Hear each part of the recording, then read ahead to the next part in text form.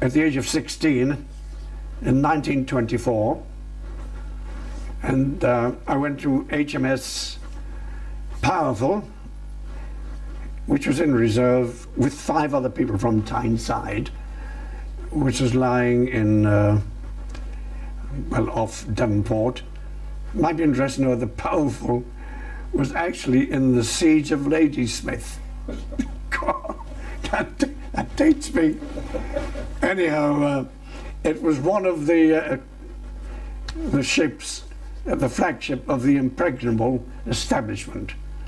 And we had the Powerful, of course, cruiser in those days. Then we had HMS King George V, which I went to eventually, battleship in Jutland. Then we had HMS Colossus, another battleship in Jutland. Then we had the Andromeda. I think she was a cruiser of sorts. Then we had the old Ganges II. And as far as I know, she was the last sailing wooden waller, 3-decker, in the China fleet. She was the last one. Then we had another little boat, I forget her name, and she was converted into a swimming bath. And that was the establishment. I think there were about 200 or 300 boys, different ships. And then we had a training there. Quite, I should imagine, in those days, tough. For 18 months. Then from there, before we went there, I managed to pass the 3 examinations to make me an advanced class boy. And so, with 12 others, we had instructions every evening in 7 subjects.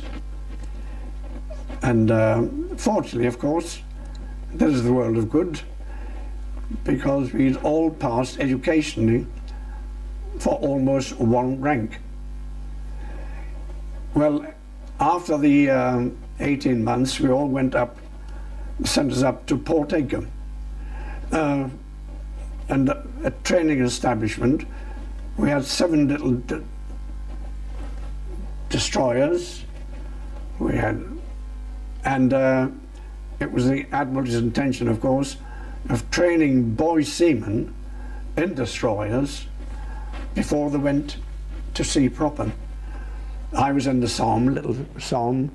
We had the Somme, the Sepoy, the Seraph, Sirdar, the Storm Cloud, all these 8 little destroyers, and including a bigger destroyer of the Stuart, the Clang class. And I'll tell you, it was quite tough with the 6 months in the North Sea, coming into, we're based at Port Edgar, and kept on the move. And well, when we'd finished, by that time, I'd been rated ordinary seaman because I'd passed what they call a 17.5 years test. Give me 6 months seniority. And so I was pushed straight down when I finished my training at Chatham Barracks. And when I got there, I'd been there for about 3 weeks, my name was on the notice board, and I was to go out to the Mediterranean to join a ship out there. So what happened, of course, I pushed me down to Sheerness, into HMS Bembo. Then for HMS Bembo, took me and others out to Volu in Greece, where I joined HMS Vega. And she'd been there, she'd done 6 months of a 2.5-year commission, almost 2.5 years. So I stayed there for 2 years, enjoyed it, in the Mediterranean fleet, came home, and then of course I had to recommission again for 6 months. Then after that I came home again and did a Seaman Gunners course. Haven't done that. I then joined another destroyer, HMS Viscount. I like destroyers. And then from there, of course, did the usual 2 to 2.5 years. And then came back, and after a while I was put on draft to HMS Frobisher, cadet training ship to go down to the West Indies. But unfortunately I got the flu. And I was in Gillingham Hospital for a fortnight, I think it was. And when I came out, I went straight down to the barracks, of course, to go into the ship. And they said, you're not allowed in there. I said, why not? He said, you're promoted to leading seaman, supernumerary. Oh, good Lord. My life's been all accidents, really. Anyhow, so I went back into the barracks, and they gave me the leading seaman's jobs here there, and they gave me one job to take a party down into the gymnasium and unrig the boxing ring. Well, I used to play a lot of sport myself, and anyhow I went down there, and when I got down there, took charge of the party and did what I was told to do. And the chief PI came to me. He said, I see you're a seaman gunner. I said, yes, Chief. He said, but you haven't got a badge yet. Why not? I said, I'm not old enough. He said, good gracious. He said, oh, well, he said, well, what are you going to be? I said, well, I'll probably stay as a gunner. He said, waste of time. He said, what do you do when you come out? He said, you can't set off fireworks, can't blow up the... And he convinced me that I should stay in the gymnasium under him and do a little bit of odds and ends, and then eventually he would go to the Lieutenant Commander, Redman in command of the gym, and ask him that I be recommended for the physical training instructor. I said, but look, I can't jump a vault, I can't, it doesn't mean a thing. He said, you play football? I said, that's all right then. So I used to play football for the Navy, etc. Anyhow, that same day he went in to see Redman, and Redman came out, saw me. All right, he said, I recommend you. Now you put in a request and you'll see the commander tomorrow. Well, when I saw the commander the next morning, he said, you want to become a PTI? He was a gunnery man. He said, PTI? I said, yes, sir. All right, pack your bag and hammock, you leave today. They've been on course for a month in Pitt Street in Portsmouth. So, accident again. So I became a PTI. Well, I enjoyed it. I think it was 6 months. Then from there, I went to Shotley to train the boys. And from there, I was past for petty officer. I promoted to petty officer. As soon as I promoted, I got a drafted to sea. And I went to HMS, what's it called again? Submarine Parentship, lying in Portland. What's the name again? Fourth. Think of it in a moment. Anyhow, I've been there for a while. And off we went to, first we went up to Scotland for something. Jack came back again. And then we went down to Gibraltar for the Abyssinian crisis. When was this? This would be 1935. 35. Went up the Abyssinian. Am I going too far? No. Abyssinian crisis, over to Tobruk. And the only exciting thing that happened to me there, I was captain of the football team, represent the Navy, and we played the French Foreign Legion at Sidi Bel Abbas. Wouldn't believe it, would you? Anyhow, back we came, eventually, Abyssinian crisis, healed Selassie and all that, settled. Mussolini didn't get what he wanted, and we came back into Portland. And when we got to Portland, I was immediately drafted back to Pitt Street to do a course for first class PTI. And whilst I was there, I was in charge of one of three skates to go to Olympia to teach the boys window ladder and sensor, and quite a nice 3 weeks. That was all right. And then when I got back, I was drafted into the, past my course of course, to the training, Artificers Training Centre in Chatham. Then from there, I'd already passed educationally for 1 rank, etc., etc. Then I passed professionally. Then I was, in 1936-37, I was put on course for bosun. Became a bosun after a year. And on the January the 1st, 1939, I was promoted and immediately given command of a trawler, Aztec trawler, based in Rosyth, with 2 other bosuns. We had 1 each. Good Lord. They're very small ships. They're only 600 tons, but we had a destroyer's gun, 4-inch gun. And the other thing is, people won't believe this, we had 40 depth charges, and they're all outside on a rack near the stern. And each one had 300 pounds of amytal.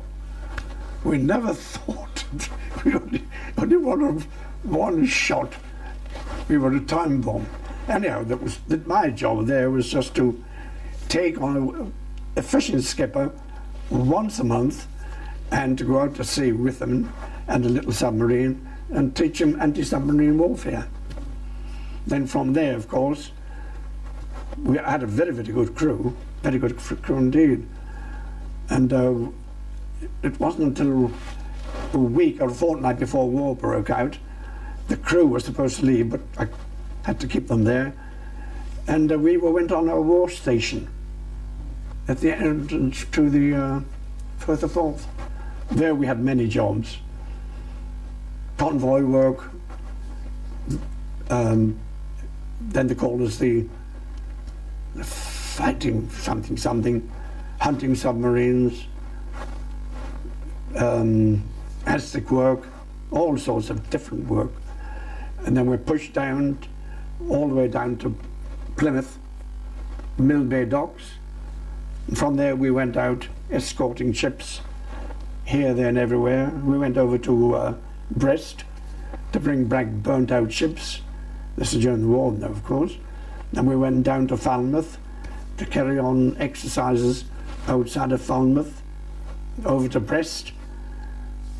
And then we all went down to the western approaches, hunting for Italian submarines, and all the trying to stop any German submarines coming in. Was it on that ship that you were captured, or? No. This was in when we went into the Scilly Isles for a while. Then we went out through exercises, and then we were recalled to back into Mill Bay docks. Then we were given sealed orders and sent out. And it was then that we all took up different positions for the evacuation of Dunkirk. And my job was on the north side. All I had to do was to patrol up and down, miss the bombs, etc. And blow up 1 depth charge. All we got was a lot of dead men, civilians, I think, whatnot. And we did all this, and the others were here, there and everywhere. We did it for 6 days, I think. And then when we completed that, there were only 2 of us on board. It was a bit tiring, but we were very lucky to get away with it. Then we were ordered back to Harwich. I was there for a day and a half. They gave us a day and a half leave, pushed me back into barracks, put me in charge of an armed party to get rid of the Paris and the Bernadette, 2 French ships who had a crew, and put them into the Pekin. Haven't done that. I was there for 2 nights on the ship. They pushed me up to Scotland. Well, I was up there for about a fortnight, and the next thing I got a draft sheet to join HMS Illustrious aircraft carrier, and we went out to the Gibraltar. I think we had cruisers and destroyers, and we were going out there to bolster the Mediterranean fleet. And well, passenger and all that sort of thing. I remember that eventually we went into the Mediterranean. We went back into the Atlantic, went to the Mediterranean, and they went off Cagliari, where string bags bombed Cagliari, I believe. And then we came away and the eye ties came out, but their bombs were about, quarter of a mile away, miles away. So we were, but the captain said, let's not the fear. He said, I've got a strengthened iron deck, upper deck. Well, anyhow, eventually off we went through Pantelleria Straits onto Port Said. I was at Port Said for a while, and they had nothing for me to do. So what they used to do now and again, they used to give me an envelope, secret envelope, put me in a carriage, lock the door, give me a little revolver and all the sort, and off I go to Alexandria, to be met by a patrol, ushered out, taken down to the Nile barracks, handed in the envelope, signed, got something else, put me up for the night, back in the train, guard there again, unlocked the door when I got down to Port Said. That's all I did, until Protector came along, and I was then sent with Lieutenant Commander, another Lieutenant Commander, senior post, senior. I was the bosun, he was senior. Then, oh good Lord, what a memory. Anyhow, we had to go to Crete. Well, on the way in being bosun, they said you can lay a buoy. So I had to lay this buoy, a light buoy, off the entrance to the harbour. And I was to know that buoy later on. And then they just bundled us ashore where Gilbert, that's Lieutenant Commander Gilbert, and there was a house nearby. We went there, and I had two able seamen and one to leg flag wagger. That's all we had. For Crete, there was 4 sets of different nets, outside and inside. We were there to repair them and replace them, really. And I was billeted in this little place with Derek Gilby, Gilby's gin, young captain. We had some exciting moments. The night bombing, and well, we were blown out of the place, and there were sinking ships all around Crete. No escape. We used to go out, but we were all right because we were in a kike, or 2 kikes, and the only thing we had to dodge was the shrapnel coming down from our own guns, really. Well, we only had one really mishap, and that was a Greek destroyer got caught on the. We had to get him off, and we had to get him off before the Jones came over with their bombers. So that was a bit nail biting, but it was done. And then I remember on the northern side, a ship called the Maria Bosk, and we had orders to come out. One ship had gone adrift on one side. We had orders to go out and anchor it. So we're getting ready to go out, and when along came the Stukas, you know. Well, that finished the boat, and we fortunately we didn't. And then the next thing that happened, we had to do something somewhere, and we saw the Maria Bosk burning. And this boat came along, we started to yell at them, get back, and put your fire out. We didn't know. The next moment she went up like an atomic bomb, an ammunition ship. Well, it was a matter of, we had to live in a cave. Live in a cave and go out to this buoy that we laid every time a HM ship came in at night. They couldn't live there during the day. No one could. And eventually, of course, Gilbert, it was my turn to go out. I went out. We swung off from the buoy, and a mine-laying destroyer cruiser came in about 1 o'clock, and we had orders to let her in, unmask the light, and then she had orders that she'd be coming out a certain time, put the mask on and then unmask it again. And well, we waited and waited, and she came out eventually, and the chap was staying the wrong way. Anyhow, we got him in the entrance, and I remember this, he shouted across, "Goodbye, good luck."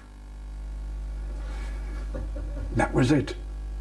And it wasn't until late years later they brought in the Marines as the backup party or whatever it was, just trying to stop the Germans.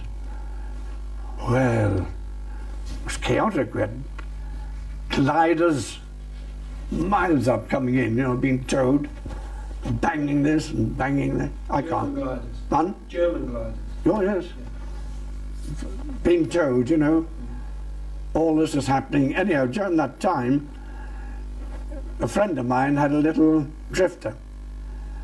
And he came along, I didn't know, he came alongside at night whilst we were at the buoy. He said, "Haven't you heard?" I said, "No." He said, "We're evacuating." He said, "I've got orders to go to," where was it? Somewhere on the coast, forthwith. He said, "You better come in." I said, "I can't come in." I said, "There's a ship out there. We've got to let it out. And another one may be coming in. I can't go." "Oh, well," he said, "where we are." He said, "You know, I told you." We didn't know. So anyhow, everything closed down, and I got the chap to tic-tac the Port War station, and all I got was down to Anchorage, wait for further orders. So I went in there, and we're in this cave. Gilbert was in there, and I told him all about this. He said, "We can't do anything." So he said, "I'll tell you what, in the morning I'll cut across in the kike on the other side and see if I can get some information." Which he did. Then about 8 or 9, the boat came back with no Gilbert. We had a little note. Evacuation taking place. Make for Slovakia, over the mountains, straight away. And we had to climb up these bloody mountains. I tried to get a lift from the army. No room. Walking wounded only.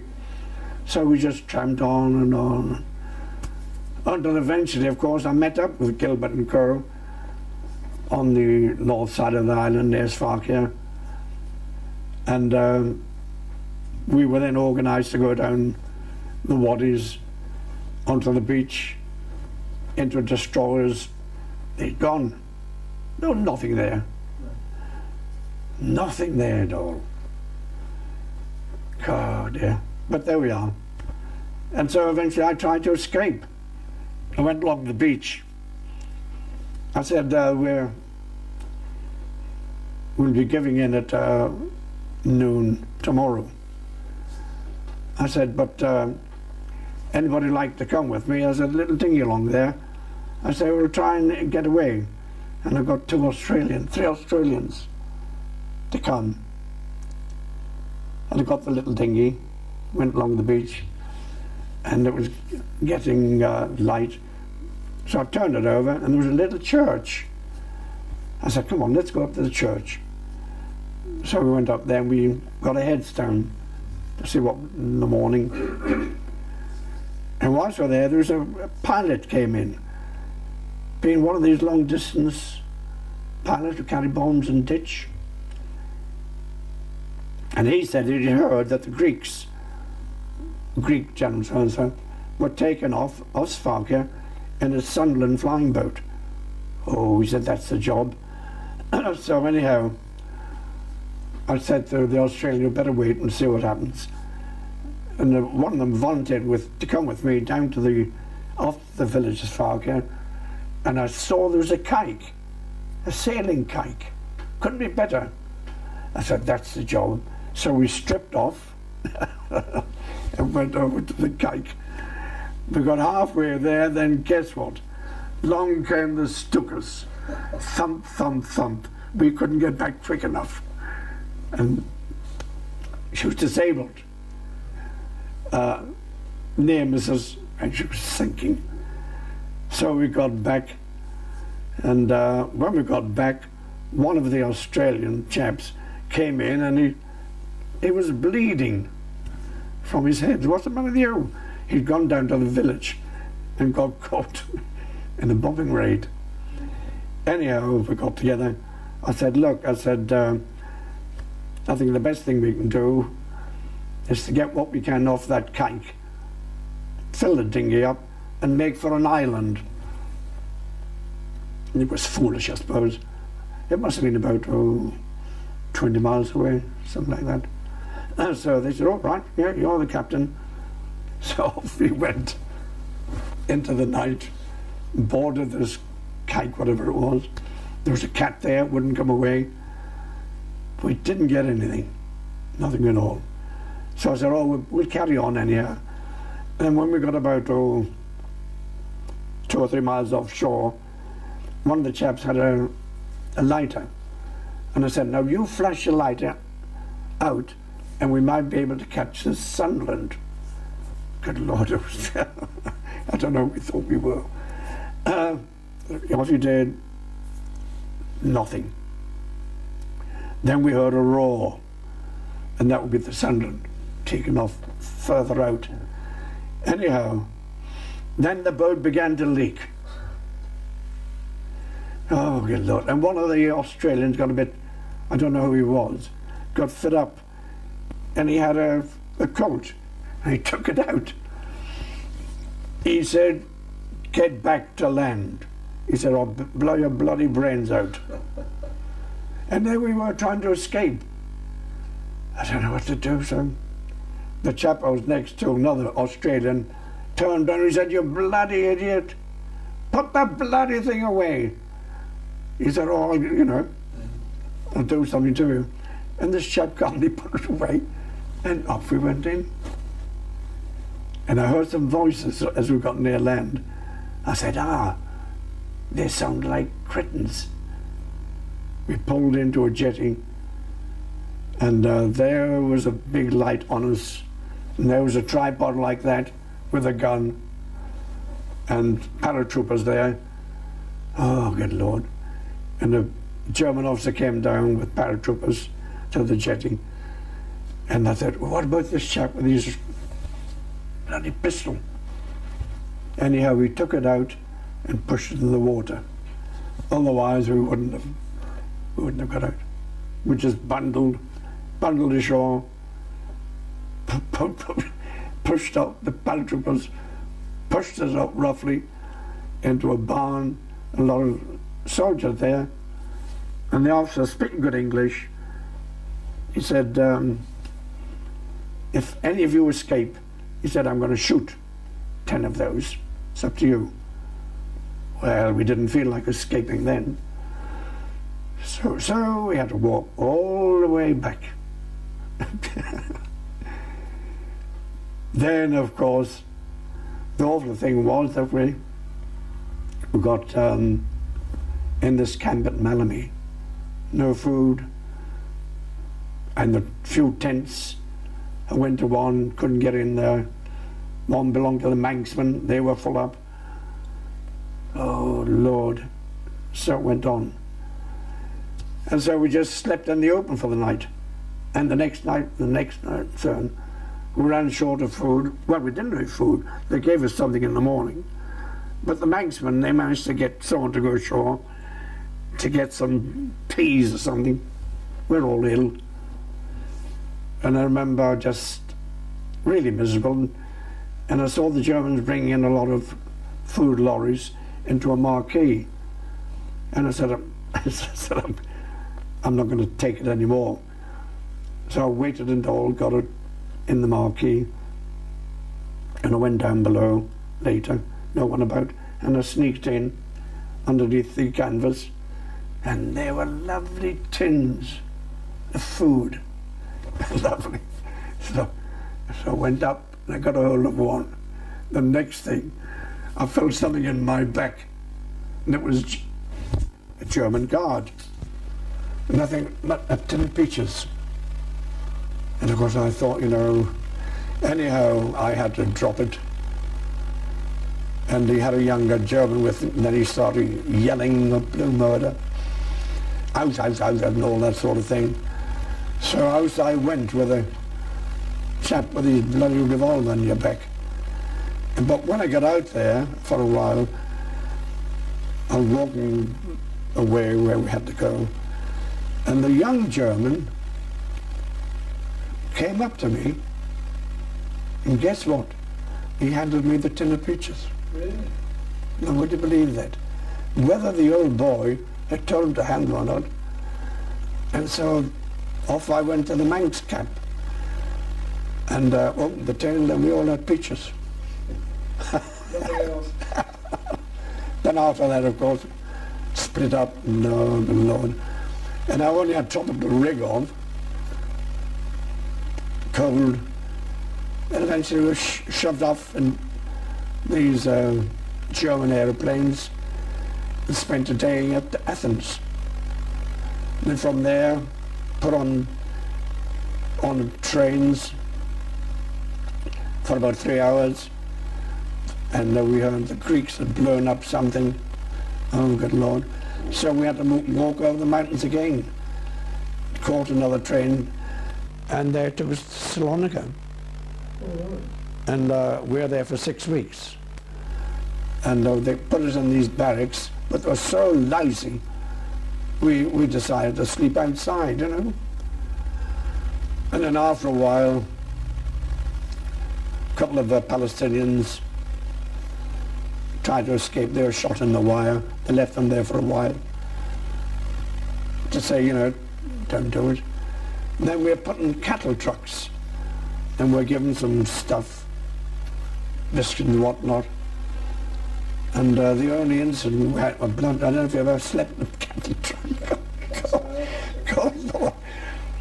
Awful. No bedding, no nothing, no nothing. And you're locked in, of course.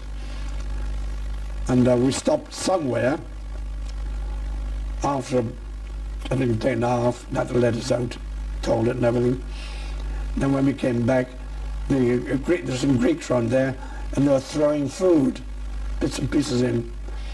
We were picking it up.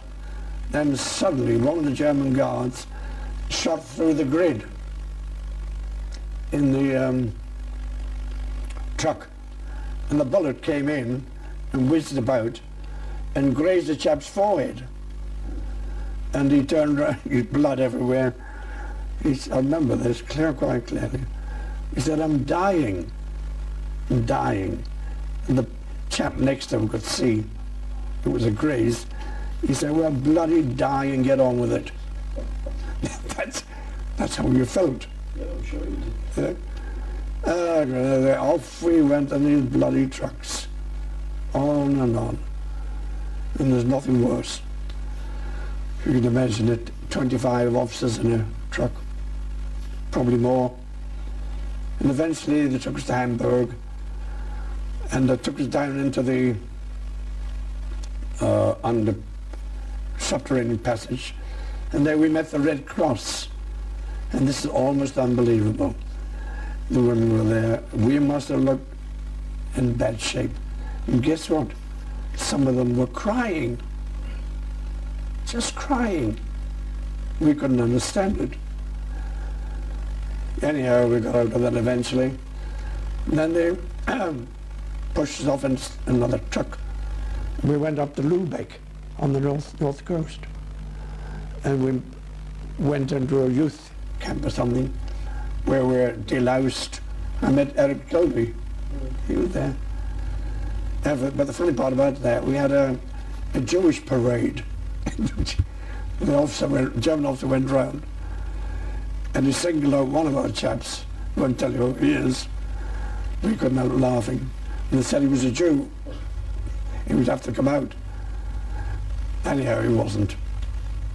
And from there, we were there for 3 weeks. We sent down to to Wilhelmshaven for a week. Solitary questions. We told them a lot of rubbish, as you'd expect us to. Then, from there, we went up to Bosun. And through the months, of course, I joined up with Hugh Bruce, David Hunter, Darby Curtis, and became a tunneling team of tunneling party. And eventually got out. I got out with Mike Moran, and we were going to Wiemuden. We crossed the Weser, get in the canal, forget the name of it, get to Wiemuden. We have an address, and then of course we hope to get across to England in a small boat.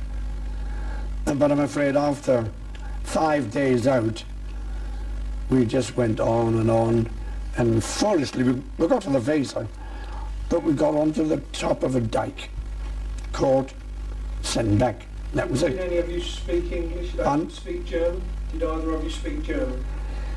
No, the silly part about it was, I chummed up with Darby Curtis, and we decided, come what may, we wouldn't learn German. Silly. Mike, he could speak French, but he spoke a little bit of French when we were caught by a patrol, but they were looking for 2 French prisoners who had escaped from a camp. So speaking French was the wrong thing to do? It was the wrong thing to do. And, we had some exciting moments, of course.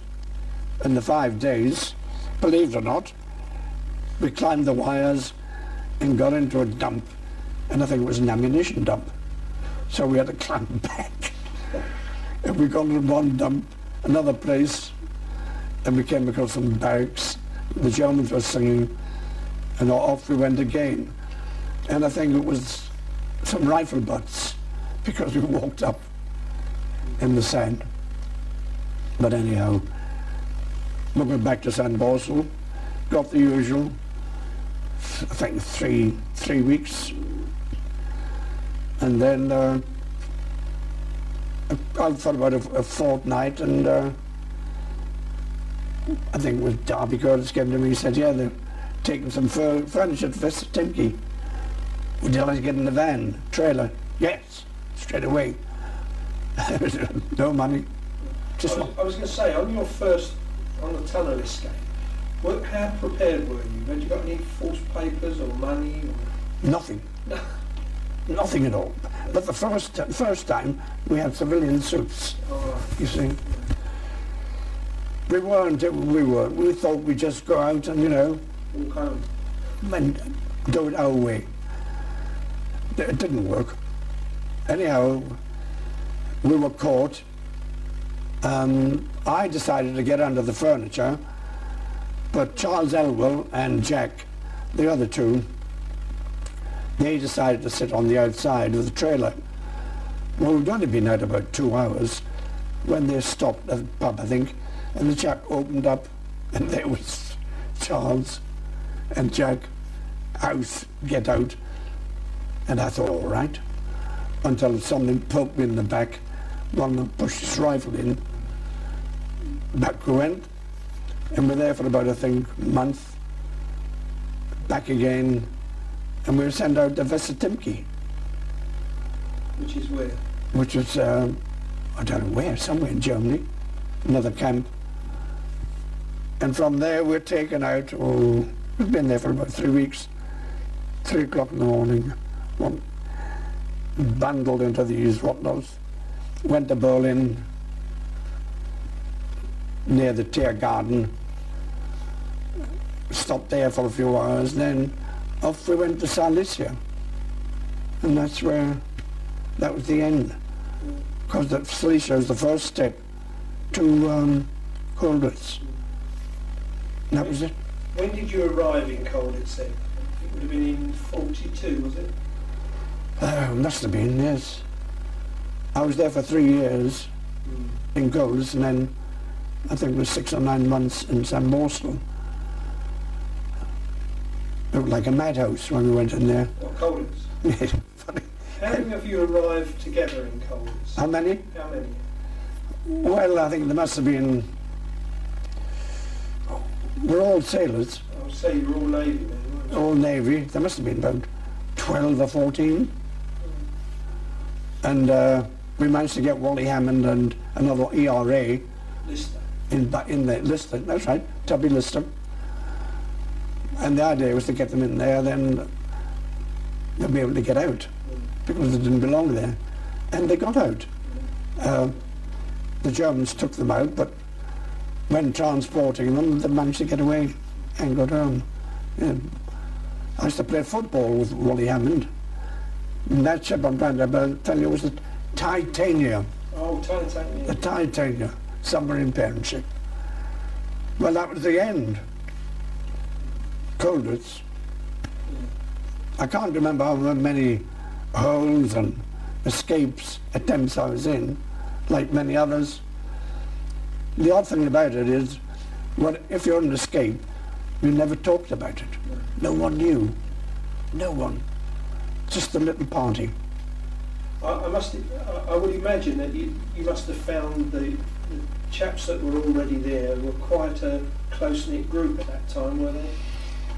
Yes, it was a very odd. You see, there was about a couple of hundred Frenchmen from the Maginot Line, that party, the Vernicourt.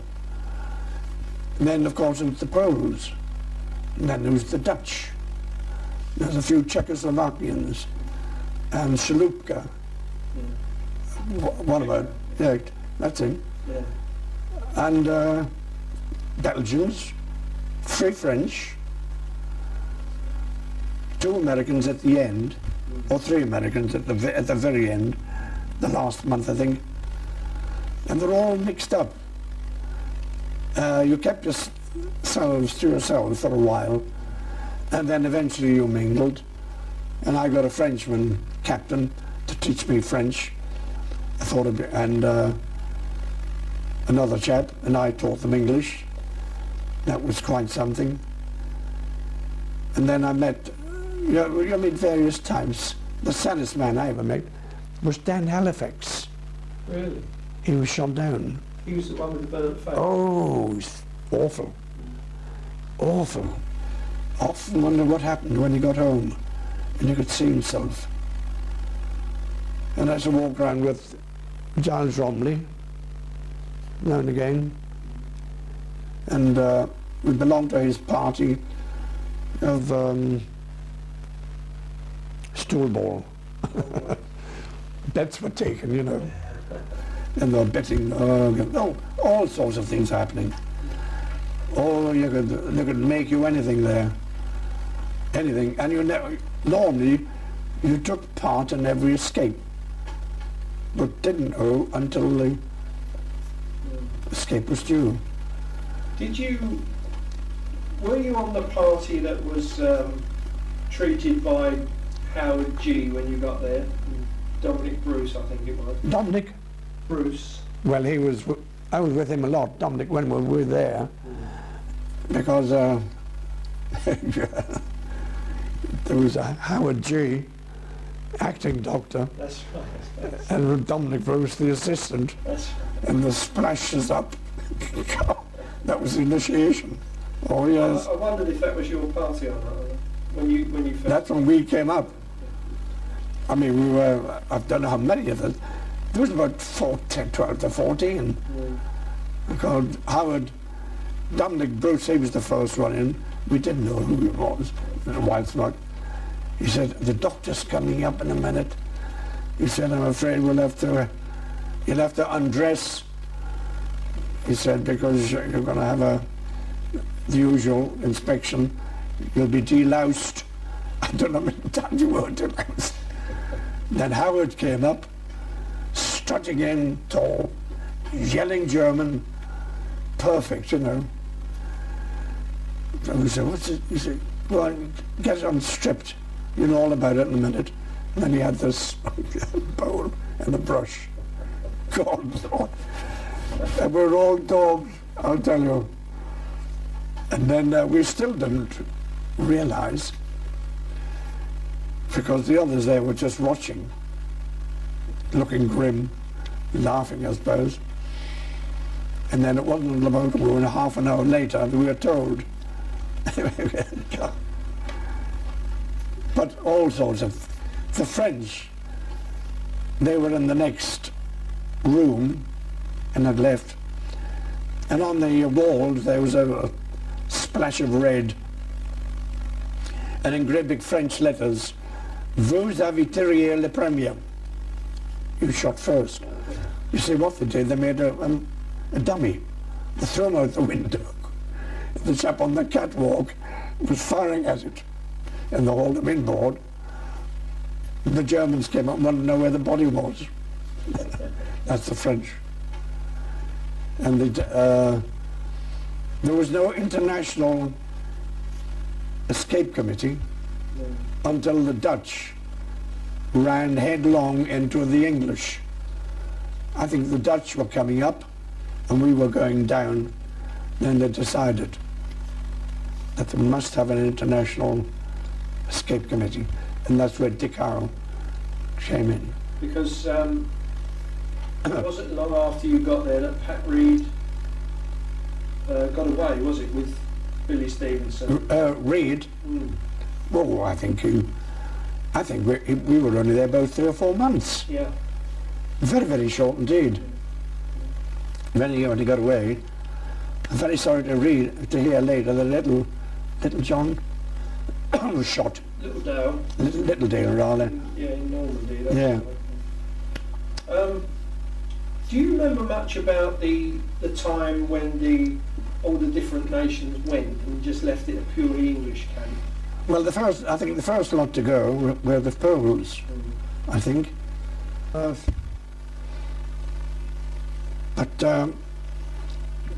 David Hunter had been taken out with Black Campbell. He'd been saying things he shouldn't say, whatnot. But he got away with it and they brought him back again. Then it was rumoured that I think there were 6 admirals, French. It was rumoured that one had been taken out and never came back. How true this is, I don't know. Then, of course, we had a lieutenant came in much later. We recognised him. This is in Southern Boston. And he'd been brought in as a stooge. Purdy. That's him. And we said, you know, we told the colonel. Then the colonel said, all right, we'll get rid of him. Because they said, if you don't get rid of him, we'll get rid of him.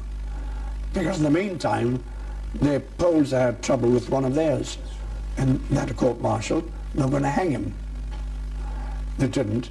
And the idea, of course, was to hang Purdy too, you see. It never came about. You say you knew him at Sandborstal. Did you know there that he was a stool pigeon at Sandborstal? No, when he was there, he was a lieutenant. And he was just the same as we were. He was Merchant Navy, wasn't he? Yeah, Merchant Navy. Yeah. RNVR, I think, or RNR. Yeah. That's right. No, we looked upon him as just an ordinary person. But then we'd heard that a type had been broadcasting.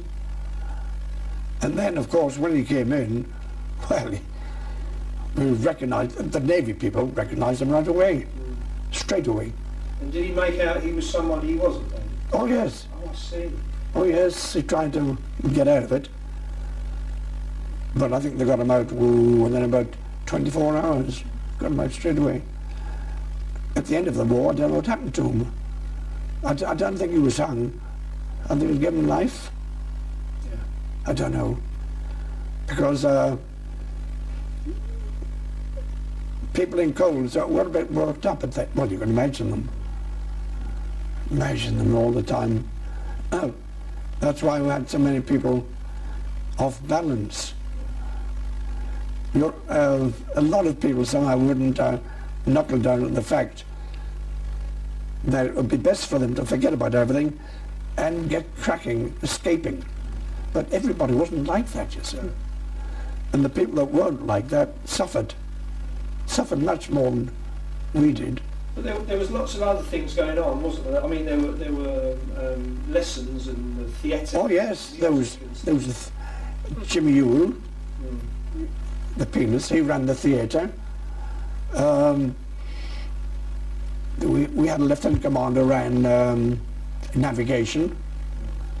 Funny part about him was he used to play poker, and he lost his poker on this occasion, and I think put up his daughter or something for money, and it was rumoured that after the war she married the man who won it. So it was said, but I don't know. You know, people talk. It's a lovely story. Yeah. Oh yes, then the Germans, they had the German officer himself, but we were so bloody stubborn. In fact, what I did, I got a German dictionary, like a German dictionary, I forget the name of it, and I think read it from A to Z, and picked up German as long as you know, the little things in German, so I could get about in German eventually. It was Otto Sawyer's grammar. Otto Sawyer's grammar. Because I remember I was reading it one day, and a pen, I forget his name, came up to me. He said, "I suppose you're reading it from A to Z?" I said, "Yes." He said, "Bloody rubbish." That was the attitude. But quite a few, and there was I think we had Alex, he was the chap caught in the desert, saboteur. Then there was the other one who was 2 or 3 of them interested in art. And John Watton, he was the artist. So we used to do, you know, a little bit of drawing here and there and everywhere, but it didn't fulfill what you wanted to do. No. The only fulfillment was get into an escape scheme. But there were these little things, you know, that one could do.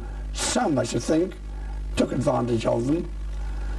I remember in the Jim Yule's party, they got me to go in, and I was supposed to be a Greek duke or something.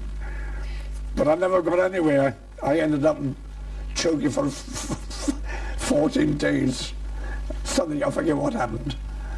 Because we were using that as a means to get away, stage. It didn't last long, you see. Whatever happened, or whatever we did, something went wrong. And that was the end of it. You said earlier you were making ropes at one time. Yes, yes. How did you do that?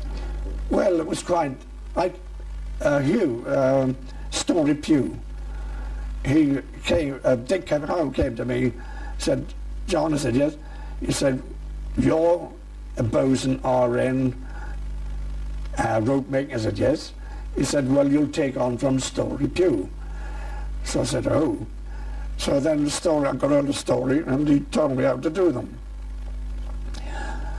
You got the bed sheets, and you laid them out. Dick Howe would provide the bed sheets. He provided with about 4 or 6 others with needles, etc. Then, of course, the bed sheets were a certain length, and you used to flap one over the other and stitch to get the length you wanted, you know, to make the rope. Then you would double stitch here and there. Then, of course, you could get ropes up to 20, 30, depending upon how many bed sheets Dick could pinch. And then, of course, they're rolled up very, very slowly, very, very tight, and tucked in here, there, and everywhere. until you had the semblance of a rope, and then of course came the stitching. Now the funny part about it, I saw a picture of Jack Best, 3 others in the castle, showing what they're doing with the rope, and they were twisting it like a sheet, but you can't do that. So I don't know where they got that idea from.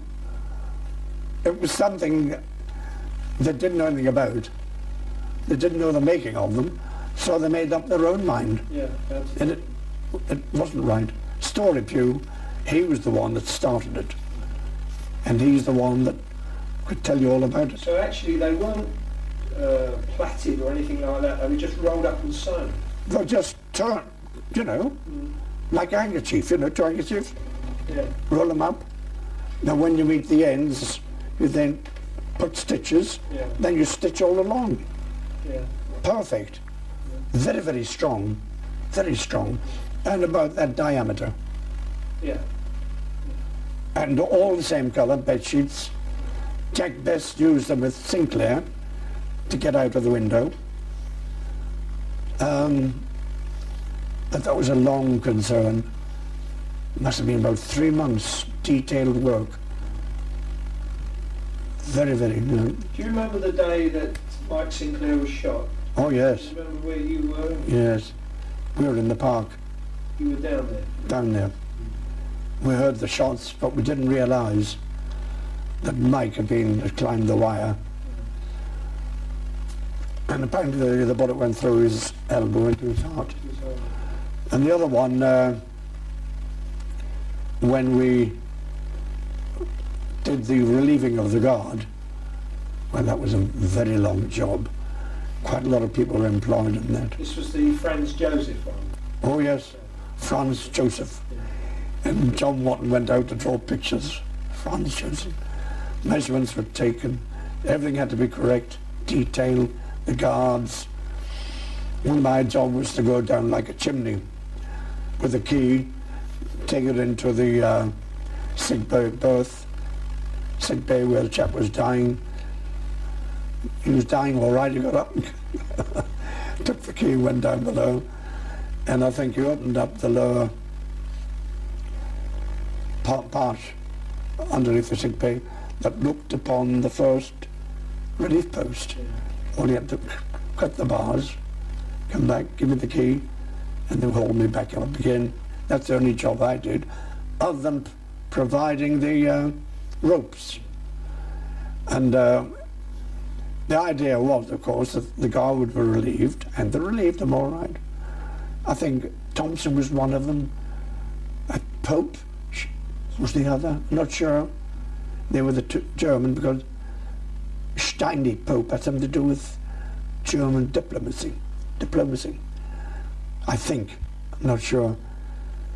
Anyhow, Dick said, all right, bring the rope with you, and all the other people were going to escape from the other side of the castle, all waiting there, but I wasn't in it. I was just the man who provides the rope for Dick. And when the time came, the bars were cut, the rope would go out, and the people would go out one at a time. And I remember Dick saying to me, you can go if you want, John. I said, all right. And then I didn't realise I didn't have a penny. I didn't have nothing. Anyhow, poor old Mike and Co. came down. Mike had an argument with the gunman at the gate, who didn't believe what he was saying, and shot him through the chest. Finished. And I think that was partly due to Mike being shot dead later, because with Jack Best they had a daring escape, and they managed to get a long way before being captured. And I think Mike was a little bit morose, you know, that type. He tried so many times, haven't he? This is it. They called him, the Germans called him the Red, because he had ginger hair. But the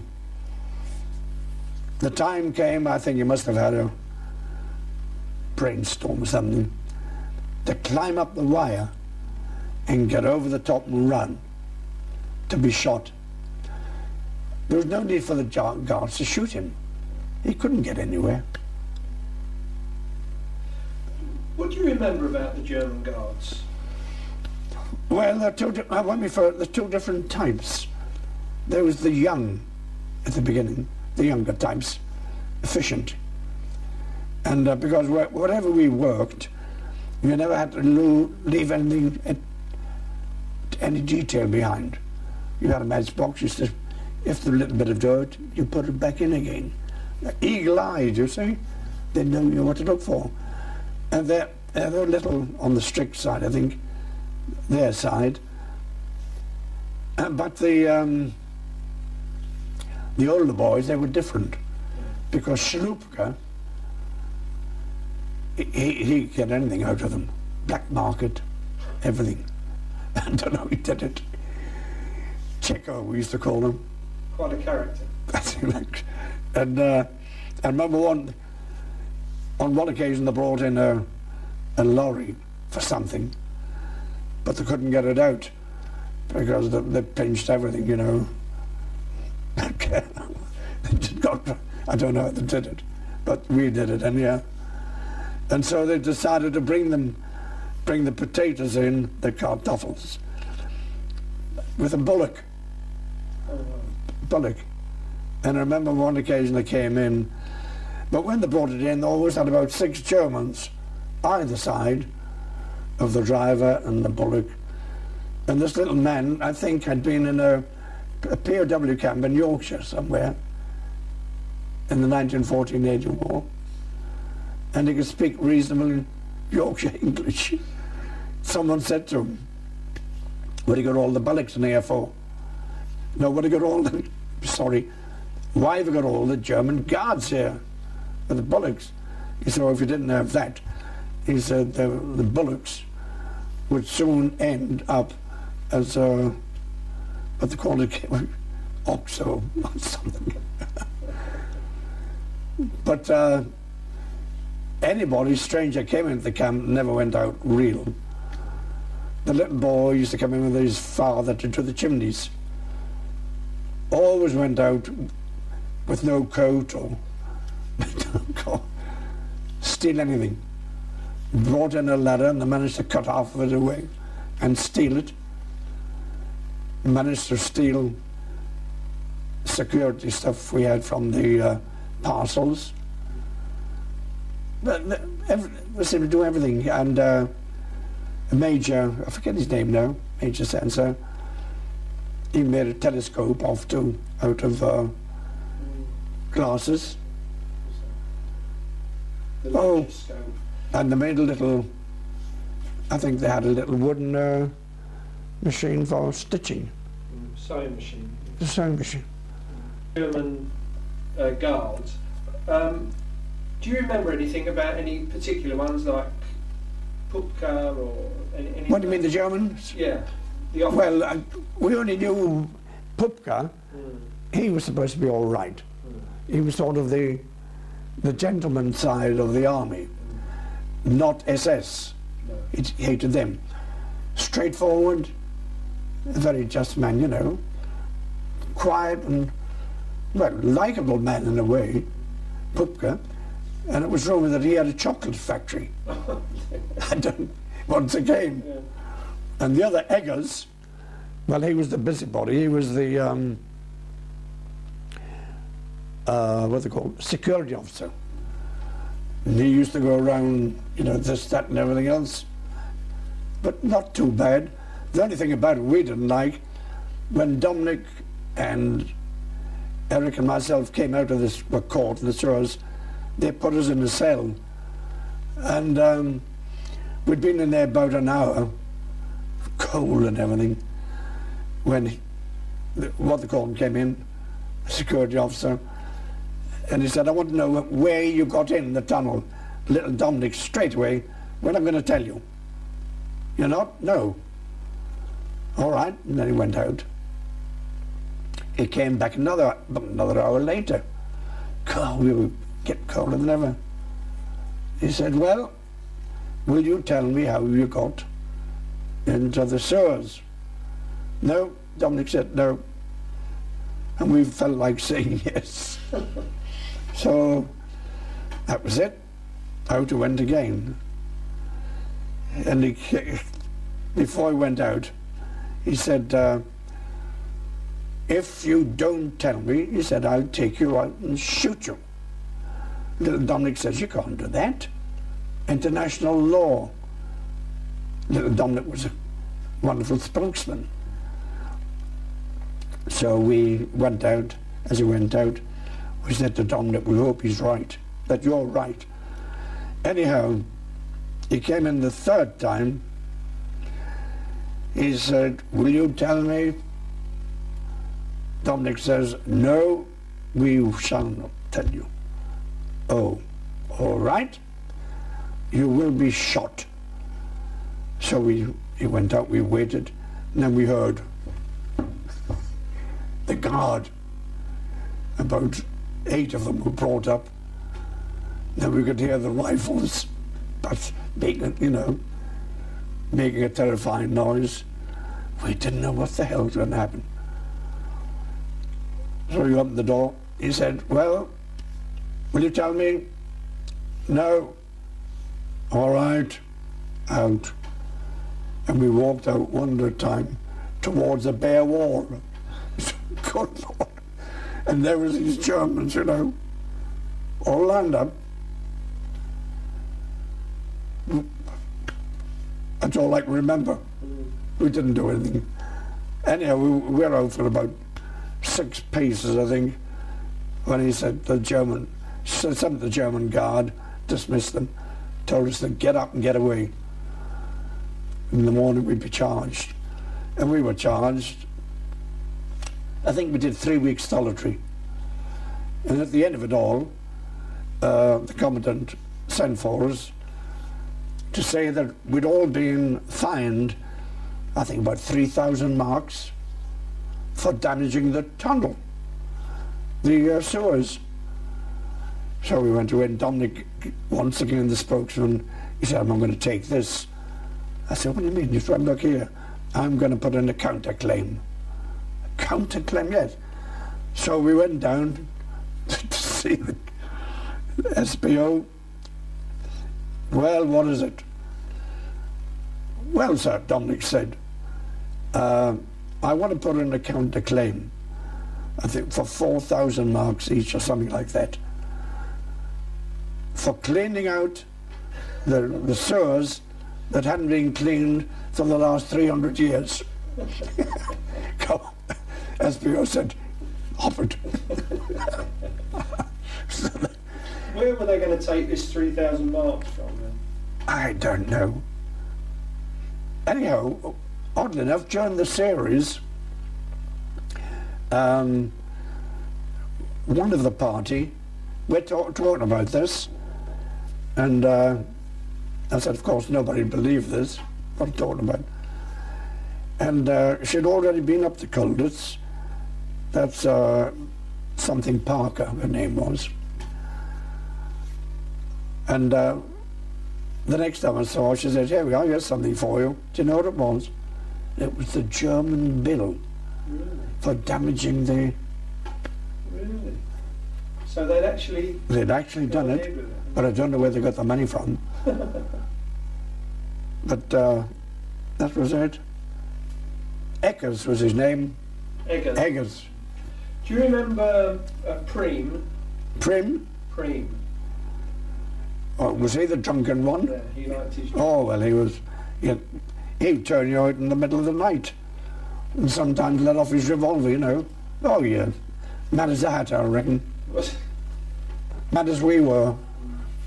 What about the ferrets? No? The ferrets, you know, the guards, like... what was his name?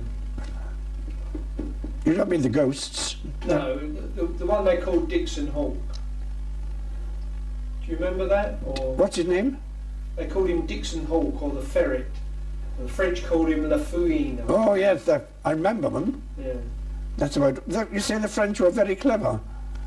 They had the expert pickers. And not only that, they could falsify documents. That was Count Vernicourt and his party. Very inventive they were. Did you have much to do with the French while you... Well, yes, as I had this, two of them, two French captains, on different occasions teaching me, and believe it or not, on one occasion, of George Didlier, that was his name, Didlier, invited me to have a meal, believe it or not. So off I went with him down into the French party, their place, and wasn't a mad meal at all. In fact, for the first time, they gave me some meat with a bone in it. Can you imagine it? After all these years, a bone. Oh, so anyhow, I happened that the next, I think it was the next day, or yes. John Watton said to me, how did you enjoy your meal? I said, you won't believe it, John. I said, they had some real meat. Yes. I said, in fact, I was sucking this bone for a long time. He said, haven't you heard? I said, no. What? He said, the English cat's missing. God, there we are. And that's what you had, wasn't it? Anyhow, I said to a Frenchman the next day, I said, what about this cat missing the meat? Oh, he said, not to worry. I said, not to worry. I said, there might be an international incident here. No, no. He said, the French in the north, they eat the cat. What they do, I don't know. That's what he said. Really? Yes. Well, I did that day. Yeah. God. So I had some cat meat. You were telling me earlier about Barder and some of the things he got up to goon baiting. Do you remember with Peter Tunstall? And... Oh, well, we called them the goon baiters. Because, as I said before, on one occasion, Peter Tunstall and the other one got some rocks out of the road and went to the commandantur, smashed the windows and started to yell, up Hitler, until the guards came in, took him down. How did they get into the commandantur? Was it on a walk down to the park or something? Into the commandantur? Yeah. Well, you'd have to go into the outer courtyard. Oh, I see. But how did they get out there to throw the stones?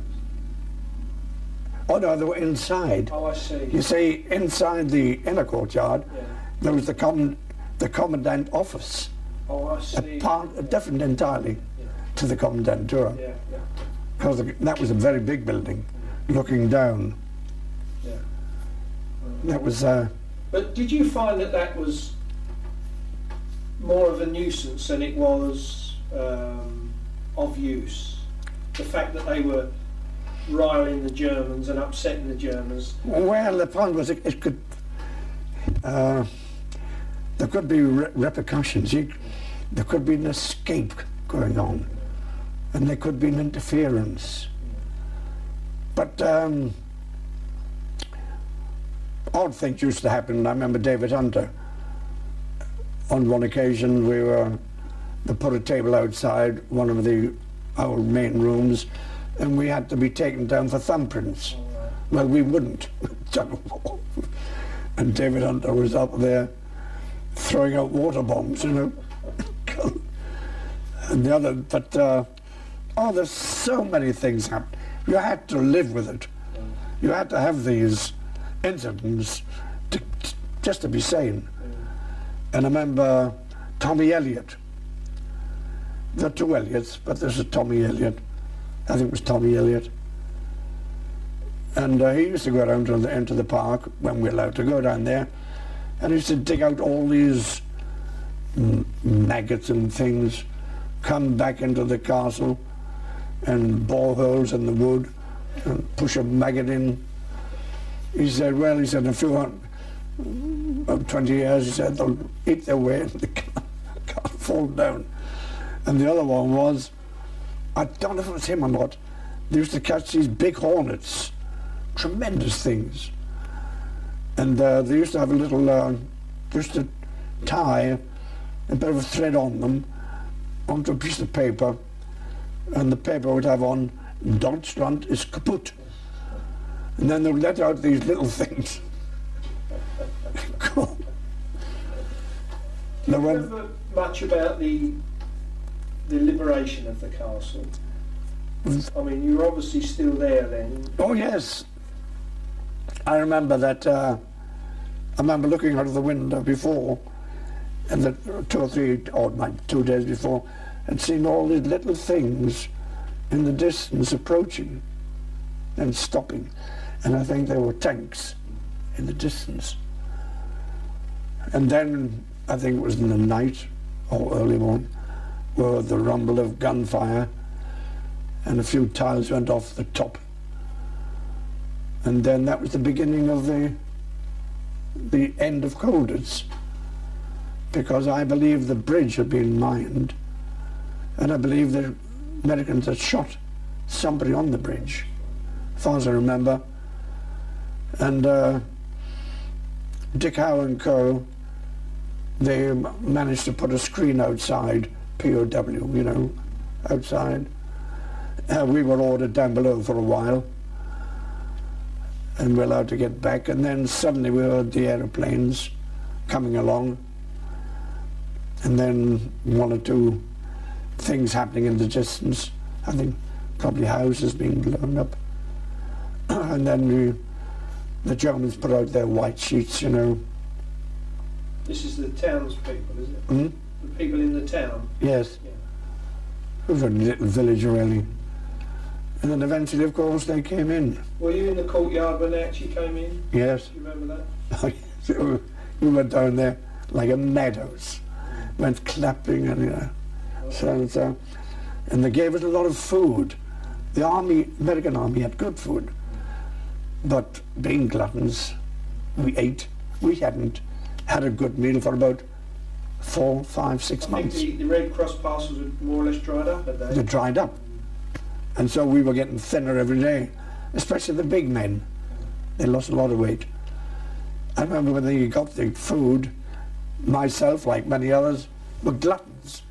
We ate so much we were sick, really sick.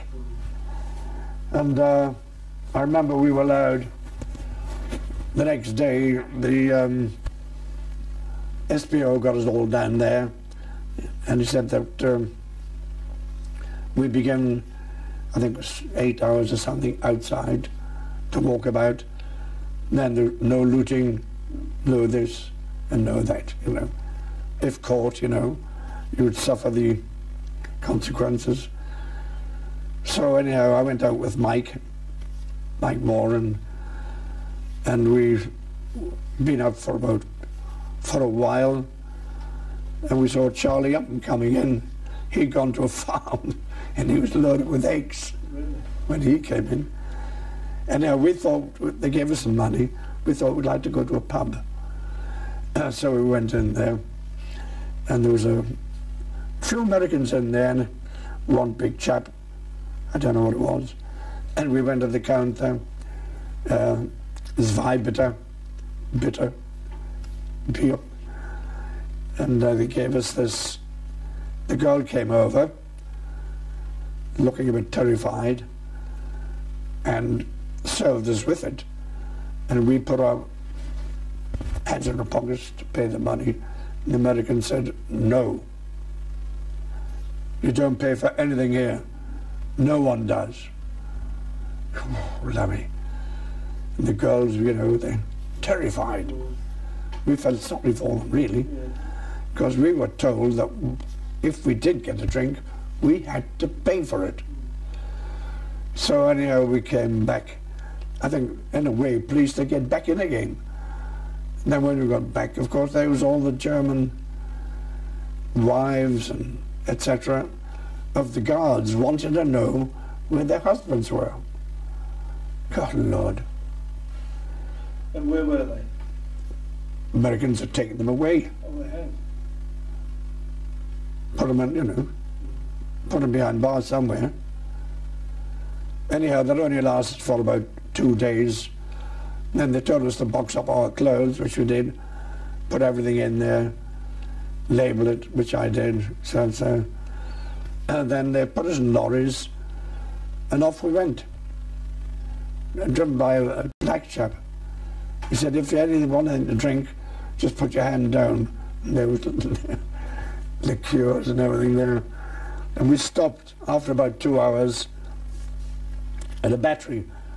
There were 6 big guns lined up, and the Americans were there beside them, smoking. And he said, what are you stopping for? Oh, don't worry. He said, still a bit of spot of bother. Then the bell went, and all the fags went out. Guns were loaded, and boom, boom, boom, boom, boom. Fired about 4 or 5 salvos each. Stopped, lit up the cigarettes. And then we had to wait, because there had been some counter-firing, you know. Pockets of German army somewhere. And off we went. I can't remember the place we went to get these Dakotas. I remember getting in them with John Davis. He was with us, the Navy types. We were flown somewhere in England. I don't know where. I remember when we got out, we had to be taken somewhere, deloused again. We must have been the cleanest people on earth. And the band was playing, and when we were deloused, we were given some soldiers' uniforms, kept our epaulets, of course, and then a cup of tea and a bun or something. And then I think we went, they put us in a hotel somewhere, and they locked all the doors.